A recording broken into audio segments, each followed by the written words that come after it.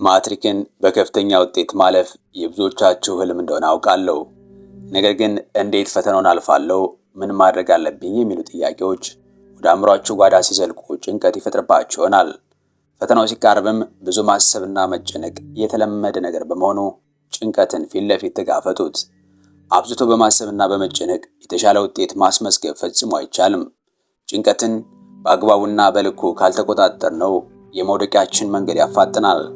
በአግባቡና በልኩ ከተቆጣጠርነው ግን የማለፊያችን አንቀሳቃሽ ሞተር በመሆን የድል አክሊል ያጎናጽፈናል። ዛሬ በዚህ ቪዲዮ ውጤታማ የሚያደርጓችሁንና የማትሪክ ፈተናን በድል እንድትወጡ የሚረዱ 10 ወሳኝ ነጥቦችን ይዤላችሁ ቀርቤያለሁ።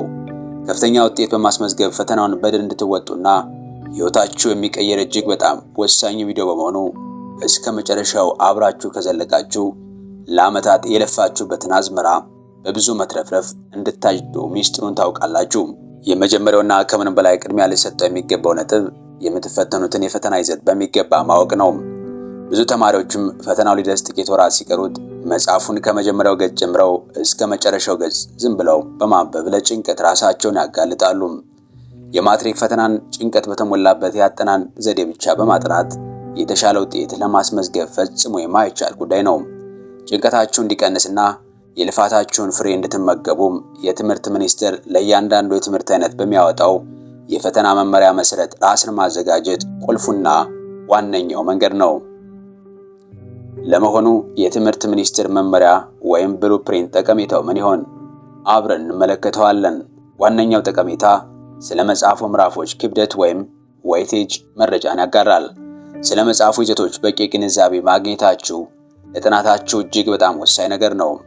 ይህንን በምሳሌ ስንመለከተው በፊዚክስ ወይም በኢኮኖሚክስ ትምህርት ውስጥ ምዕራፍ 1፣ ምዕራፍ 2 ወይም ምዕራፍ 5 እያንዳንዳቸው ስንት ጥያቄዎች እንደያዙ በግልጽ ያስቀምጣል። ይህም በየትኞቹ ምዕራፎች ላይ ጉልበታችሁና ጊዜያችሁን መጠቀም እንዳለባችሁ መንገዱን ያሳያችኋል።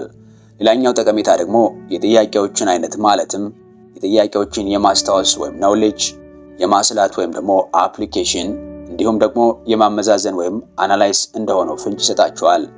ስለዚህ ማትሪክን ለማለፍና ከፍተኛ ውጤት ለማምጣት ከዛሬ ጀምሮ የትምህርቶቹን ብሉፕሪንት አውርዳችሁ እዩ። የትኛው ምዕራፍ ላይ ማተኮር እንዳለባችሁ ካርታችሁን አሁኑኑ አስተካክሉ። ስለ ፈተናው አስቀድሞ ማወቅ ፈተናን ግማሽ በግማሽ እንደ መስራት ይቆጠራል። ቀጣዩና ወሳኙ ነጥብ ደግሞ የጥናት ጊዜ ሰሌዳ ማውጣት ነው። የፈተናውን ይዘት ወይም ብሉፕሪንት ካወቅን በኋላ ይህንን ይዘት በጊዜ ከፋፍለን ማጥናት ለውጤት እንድንበቃ ያደርገናል። እቅድ የሌለው ጉዞ መዳረሻው ያማረ አይሆንም። እቅዳችሁ ግን ወጥነት ያለውና ተጨባጭ መሆኑን እርግጠኞች ሁኑ። በቀን 12 ሰዓት አጠናለሁ ብሎ ማቀድና ለ2 ቀን ብቻ መተግበር ትርጉም የለውም። እውነተኛ ተፈጻሚነት ያለው ጊዜ ሰሌዳ አውጡም። በየቀኑ የምታደርጉትን አቅዱም። ትልቅ ሚስጥር ምን ይመስላችኋል? የብሉፕሪንቱን ዕውቀት እዚሁ ጋር መጠቀም ነው። ከፍተኛ ክብደት ያላቸውን ዩኒቶች ለምሳሌ የኢኮኖሚክስ ምዕራፍ 2 እና 5 ፕሮግራማችሁ ላይ ቅድሚያ ሰጣችሁ አንብቡም። ከባድ የሚመስሏችሁን ትምህርቶች በጠዋት ተነስታችሁ አጥኑም።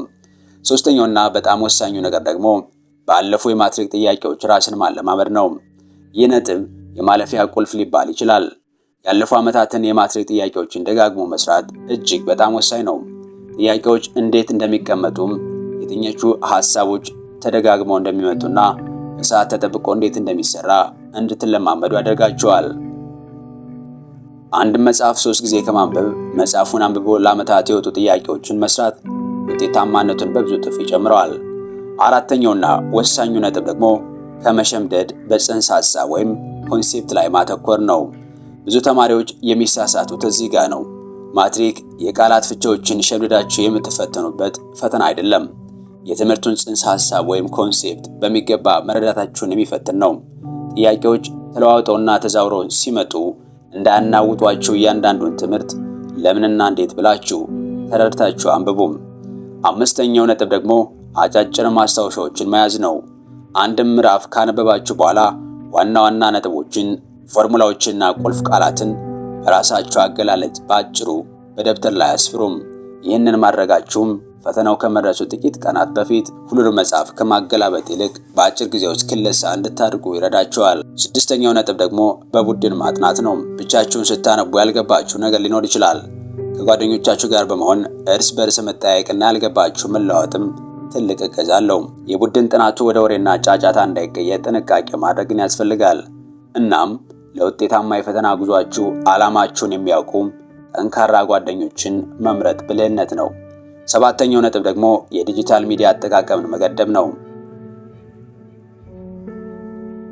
ይህኛው ነጥብ ለብዙዎቻችሁ ከባድ ሊሆን ይችላል። ፌስቡክ፣ ቴሌግራም፣ ቲክታክ እና ዩቲዩብ ይህንን ቪዲዮ ከማየት ውጭ ማለቴ ነው ብዙ ሰዓት ሊሰርቁባችሁ ይችላሉ። የጥናት ፕሮግራም በምትጀምሩበት ሰዓት ስልካችሁን ሳይለንት አድርጉ ወይም ሌላ ክፍል አስቀምጡት። ከማህበራዊ ሚዲያዎች ለተወሰኑ ወራት ራቅ ማለት ጥሩ ውጤት እንድታስመዘግቡ ያግዛችኋል። ስምንተኛውና ወሳኙ ነጥብ ደግሞ የአእምሮና የአካል ጤንነት መጠበቅ ነው። በቀን 24 ሰዓት ሙሉ ማጥናት ውጤታማ አያደርግም። አእምሯችሁ እረፍት ያስፈልገዋል። በቂ እንቅልፍ፣ ቢያንስ ከ6 ሰዓት እስከ 8 ሰዓት ተኙ። ጤናማ ምግብ ተመገቡ። ውሃ በብዛት ጠጡም። አእምሯችሁ ሲደክም ደግሞ ለተወሰኑ ደቂቃዎች ንጹህ አየር እየተነፈሳችሁ እረፍት አድርጉ። የሁሉ መሰረቱ የአእምሯችሁ ጤንነት ነውና አእምሯችሁን ጠብቁ። ዘጠነኛውና ወሳኙ ነጥብ ደግሞ የሰዓት አጠቃቀምን መለማመድ ነው። ፈተና ክፍል ገብታችሁ ትልቁ ጠላታችሁ ሊሆን የሚችለው ሰዓት ነው። ሁሉንም ጥያቄዎች ብታውቋቸው እንኳ ሰዓት ከሌላችሁ ዋጋ የለውም። ስለዚህ በቤት ውስጥ ጥያቄዎችን ስትለማመዱ ስልካችሁ ላይ ሰዓት ይዛችሁ ተለማመዱ። ለአንዱ ጥያቄ ከ1 ወይም ከ2 ደቂቃ በላይ አለማባከንን አሁኑኑ ተለማመዱ። አስረኛውና በጣም ወሳኙ በራስ መተማመንና አዎንታዊ አስተሳሰብ መገንባት ነው። የመጨረሻው ግን ከሁሉም በላይ የሆነው ነጥብ በራሳችሁ ማመን ነው። ፈተናው ይከብዳል፣ አልፎ ይሆን የሚሉ አሉታዊ ሐሳቦችን ከአእምሯችሁ አውጥታችሁ ጣሉ። ፍርሃት አእምሯችሁ እንዳያስብ ጥርቅም አድርጎ ይዘጋዋል። ጠንክራችሁ ካጠናችሁ፣ የቻላችሁትን ዝግጅት ካደረጋችሁ በራስ መተማመን ይኖራችሁ ውጤታማ እንደምትሆኑ አምናችሁ ወደ ፈተና ክፍል ግቡ። ውድ ተማሪዎች፣ ማትሪክ ትልቅ ፈተና ቢሆንም በትክክለኛው መንገድ ከተዘጋጃችሁበት ግን በቀላሉ የምታልፉበትና የምታሸንፉበት ቁልፍ እጃችሁ ላይ ነው። ዛሬ ያየናቸውን 10 ነጥቦች ከዛሬ ጀምሮ ህይወታችሁ ላይ ተግባራዊ አድርጓቸው። ከነዚህ 10 ነጥቦች ውስጥ እናንተ ጋር ድክመት ያለበት የትኛው ነው? ወይ ደግሞ ይበልጥ የተመቻችሁ ነጥብ የትኛው ነው? ኮመንት ላይ ጻፉልኝ። ለሁሉም ተማሪዎች መልካም የጥናት ጊዜና ከፍተኛ ውጤት እየተመኘው በሚቀጥለው ቪዲዮ እስከምንገናኝ ሰላማችሁ ይብዛ።